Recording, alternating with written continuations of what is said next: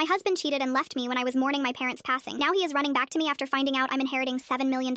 I'm 27 and my life completely fell apart 4 months ago. My husband and I had been trying for a baby for almost a year. We'd been married for 2 years, together for 5 total, and starting a family just felt right. But month after month, nothing happened. The fertility clinic results came back on a Thursday. Both of us had issues. The doctor said IVF was possible, but expensive and not guaranteed. I remember sitting in that parking lot afterward just staring at the steering wheel. I'd wanted to be a mom since I was a kid myself. My husband barely spoke to me for 2 weeks after that. He'd come home from work, eat dinner in silence, then go straight to his office. I thought he just needed time to process, so I gave him space. That was my first mistake. On week 3, he came home early. I was sitting on our couch still in my pajamas at 3 p.m. because I'd been too depressed to get dressed. He sat down next to me and said, "I need to tell you something." He'd reconnected with his high school friend at some conference. They'd grabbed lunch, then coffee the next day. Then she stayed in town an extra week and they started sleeping together. It had been going on for 18 days. He'd counted. I just sat there. I couldn't even scream at him. I started crying so hard I couldn't breathe. He didn't hug me, didn't apologize, just sat there watching me like I was on TV or something. After an hour of me sobbing, he stood up and said, "I'm staying at my parents' tonight. I need space from all this." Then I noticed his gym bag by the door. He'd packed before even telling me. He walked out while I was still crying on the couch. I didn't leave that couch for 5 days. Friends knocked on my door. I yelled through it that I was fine and they left. My boss called 11 times. I ignored everyone. Then my cousin showed up on day 13. I told him to leave, but he wouldn't go. He started yelling through the door that my dad had a heart attack that morning. He was gone. I hadn't checked my phone in almost 2 weeks. I'd missed 47 calls from my family. I booked a flight home that night, still wearing the same sweatpants I'd had on since my husband left. The funeral was packed. My dad was a defense attorney, one of the best in our town of 40,000 people. Over 300 people came. I stood next to my mom shaking hands with strangers for 6 hours. She held my hand the entire time and neither of us cried. We were too shocked. I stayed at her house after the funeral. We barely talked, just sat in the living room watching HGTV and eating casseroles people had dropped off. On the third night, I fell asleep on her couch around 11 p.m. I woke up at 7 a.m. and she was still in her chair. I thought she'd fallen asleep watching TV. I walked over to wake her up and her skin was cold. The coroner said natural causes, heart failure in her sleep. But I knew the truth. She died of a broken heart. You can't lose your husband of 34 years and just keep going. Her body gave up. We had her funeral 4 days later. Smaller this time, maybe 80 people. I was a robot going through the motions. I flew back to my apartment the next day and didn't leave for 6 weeks. I lost my job after week 2 for no call, no show. I didn't care. I had enough savings for rent and utilities. I ate cereal for dinner. I didn't shower for 11 days at one point. My hair became so matted that when I finally tried to brush it, my plastic hairbrush snapped in half. That's when I knew I'd hit rock bottom. Last Tuesday, my dad's attorney called. He'd been trying to reach me for 3 weeks. Turns out my dad had been quietly investing in tech startups since 1997. He never told anyone, not even my mom, just kept putting money away. Amazon, Google, some random companies that got acquired. The estate was worth $7.2 million. I was the only heir. I didn't tell a soul. Not my friends, not my cousin, nobody. I was still trying to process it when my husband showed up at my door yesterday at 2 p.m. on a Saturday with grocery store roses and that stupid smile he used to give me. "I heard about your parents and the inheritance. Your cousin mentioned it. He worked with my cousin's wife apparently. I've had time to think and I made a huge mistake leaving you. We can fix this. We can do IVF now. We can have everything we wanted." I looked at him standing there. This man who packed his bags before confessing his affair, who sat and watched me cry for an hour without touching me, who didn't come to either funeral, who disappeared for 4 months while I lost everything, and now he was back because of money. I stared at him for a full 30 seconds. Then I said, "The only mistake here was me begging you to stay that night." I shut the door in his face. He knocked for 5 minutes before finally leaving. I'm meeting with the best divorce attorney in the city Monday morning at 9 a.m. The retainer is $15,000. I can finally afford it.